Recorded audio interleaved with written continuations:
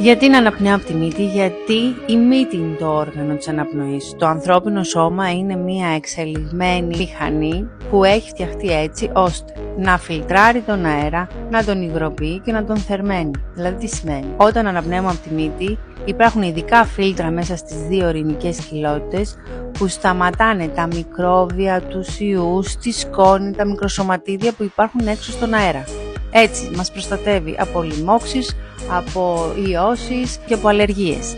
Δεύτερον, γιατί υγροποιεί? Υγροποιεί διότι έτσι μπορεί να συλλέξει το οξυγόνο το σώμα μας. Ο αέρας εξωτερικός, όπως είπαμε, έχει πάρα πολλά στοιχεία.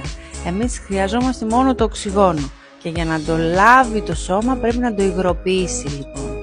Και 3, θερμαίνει. Θερμαίνει γιατί έξω κάνει κρύο, είναι χειμώνας. Δεν μπορεί να πάρει αυτό τη θερμοκρασία το σώμα μας, οπότε το γυρίζει στη δική του θερμοκρασία, στη θερμοκρασία σώματος. Ή και όταν κάνει ζέστη το αντίστοιχο.